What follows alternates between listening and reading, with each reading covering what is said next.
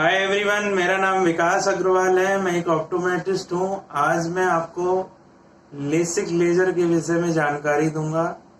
काफ़ी लोगों के मन में ये सवाल रहते हैं कि लेसिक लेजर क्या होता है, लेसिक लेजर कैसे यूज किया जाता है कि चश्मा हट जाता है।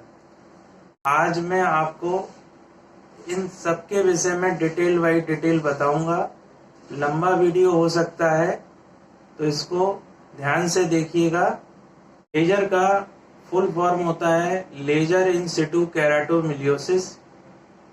इसका जो प्रोसेस है वो इसलिए किया जाता है कि जो पर्सन हाईली मायोपिक है, जिसका नंबर 6, 7, 8 नंबर तक का चश्मा पहनता है, जो किनारों से मोटा होता है तो देखने में खराब लगता है, और किसी का नंबर प्लस में होता है जिसका 4 या 5 नंबर होता है, जो बीच से मोटा होता है, तो जब चश्मा लगाया जाता है तो काफ़ी मोटाई लगती है लेंसेज में, तो वो देखने में कॉस्मेटिकली अच्छे नहीं लगते हैं चश्मे।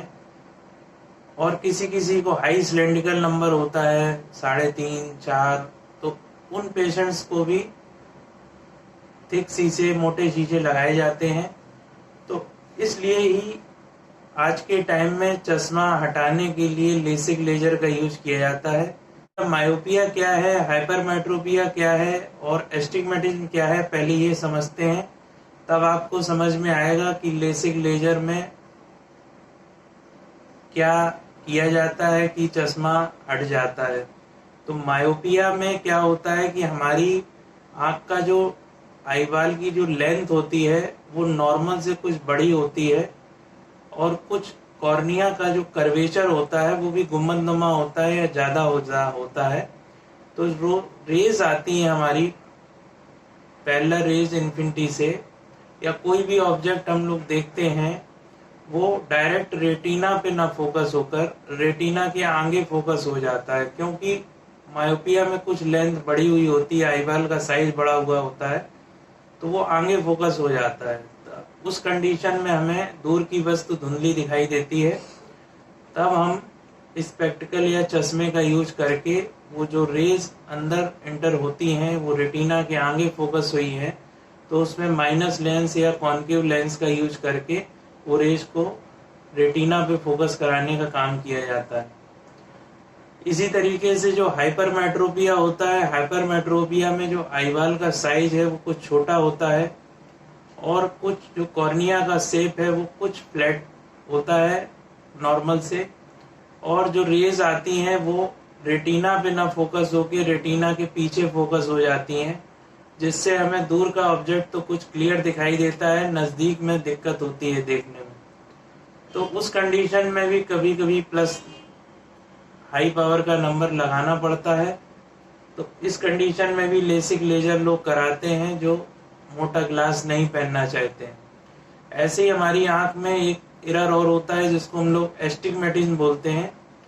एस्टिग्मेटिज्म में हमारी जो कॉर्निया का शेप होता है वो इरेगुलर होता है। इरेगुलर शेप कहीं पे फ्लैट होता है, कहीं पे गुंबदनुमा होता है, कर्वेचर ज़्यादा होता है, कहीं कम होता है। तो जो रेज आती हैं वो रेटिना के आगे फोकस होती हैं, कभी रेटिना के पीछे, कभी रेटिना पे फोकस होती हैं। तो कभी कभी नंबर सिलेंड्रिकल पावर का यूज किया जाता है। तो इस कंडीशन में भी लेसिक लेजर का यूज करके चश्मा हटाया जाता होता है। उसमें -8 डायोप्टर स्फेरिकल, या किसी की कॉर्निया थोड़ी नॉर्मल से, जो हमें कॉर्निया की थिकनेस चाहिए लेसिक लेजर करने में, अगर थोड़ी ज़्यादा है तो कभी कभी 9 नंबर या 10 नंबर तक भी लेसिक लेजर कर दिया जाता है।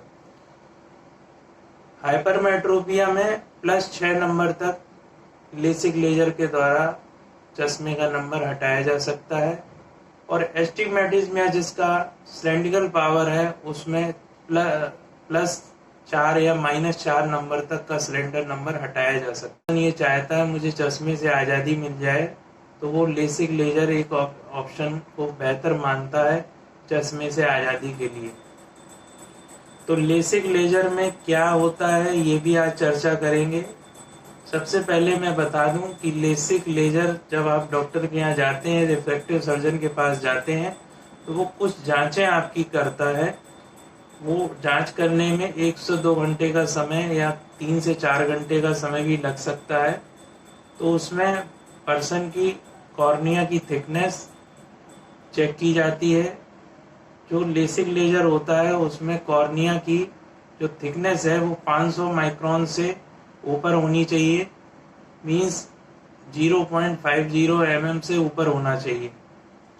और हमारा जो आँख का जो एग्जामिनेशन सर्जन करता है उसमें स्लिट लैम्प बायोमाइक्रोस्कोपी के थ्रू पेशेंट्स की ड्राई आइज का टेस्ट किया जाता है, कोई कॉर्निया की ओपेसिटी तो नहीं है, कोई एब्रेजन्स तो नहीं है, उसको चेक किया जाता है। और फुल्ली डायलेटेड फंडस एग्जामिनेशन करके रिफ्रैक्शन किया जाता है, जिसमें रेटिनोस्कोपी भी की जाती है और पीएमटी भी की जाती है, पोस्ट मार्डियाटिक टेस्ट भी किया जाता है कुछ 1-2 दिन बाद, जिससे चश्मे का नंबर एक्यूरेट आ जाता है और उसी हिसाब से फिर लेसिक लेजर किया जाता है। और इन चीज़ों का भी विशेष ध्यान दिया जाता है लेसिक लेजर में कि आपका जो चश्मे का नंबर है वो 1 साल से चेंज ना हुआ हो। और जो लेसिक लेजर जनरली किया जाता है वो 20 साल की उम्र के बाद किया जाता है, कहीं कहीं पे 18 साल के बाद भी किया जाता है, बट ज़्यादातर पेशेंट्स को सलाह दी जाती है कि वो 20 साल के बाद ही लेसिक लेजर कराएं। इसका क्या कारण है कि छोटी उम्र में कराने से जो नंबर है वो स्टेबल नहीं हो पाता है। नंबर अगर बार बार चेंज होता है तो जो लेसिक लेजर है उसको नहीं करवाना चाहिए, क्योंकि अगर आपने एक बार लेसिक लेजर करा लिया फिर नंबर चेंज हो रहा है तो डेली या बार बार लेसिक लेजर नहीं किया जा सकता है। लेसिक कराने जाते हैं तो आपको एनेस्थीसिया या टॉपिकल ड्रग डाल के आपकी आँख को शून्य कर दिया जाता है। इसके बाद आपकी आँख के ऊपर सक्शन रिंग का यूज करके माइक्रो केराटोम के थ्रू फ्लैप बनाया जाता है। इसकी थिकनेस 130 to 160 माइक्रोन्स का यूज करके फ्लैप बनाया जाता है। फ्लैप बनने के बाद जो सेंट्रल कॉर्नियल स्ट्रोमा की थिकनेस को फ्लैट किया जाता है, जो उनके टिश्यूज होते हैं उनको डिस्ट्रॉय करके हटाया जाता है लेजर के थ्रू, एक्सीमर लेजर कहते हैं जिसको। इसके यूज से जो थिकनेस है या कर्वेचर है कॉर्निया का वो रीसेप किया जाता है। और कभी कभी किसी पेशेंट्स का -8 नंबर या -10 नंबर के ऊपर पावर होता है तो उसमें दूसरी टेक्नोलॉजी का यूज किया जाता है जिसको हम लोग ICL टेक्नोलॉजी कहते हैं। उसके बारे में सेकंड वीडियो में चर्चा करेंगे। आज केवल लेसिक लेजर के विषय में आपको जानकारी दी जा रही है। आपको वापस रख दिया जाता है और कॉर्निया रीसेप हो जाती है और आपका नंबर चश्मे का हमेशा के लिए हट जाता है। तो ये जो रिफ्रैक्टिव सर्जरी है वो उन केसेस में उन लोगों को कराना चाहिए जिनका माइनस में हाई नंबर है या प्लस में हाई नंबर है और जो चश्मे से छुटकारा पाना चाहते हैं उनको विशेषकर इसकी सलाह दी जाती है, क्योंकि आँख का जो स्ट्रक्चर है किसी का बड़ा है या छोटा है तो वो दवाइयों से नहीं नॉर्मल किया जा सकता है। इसलिए लेसिक की सलाह ज़्यादातर यंगस्टर्स को दी जाती है।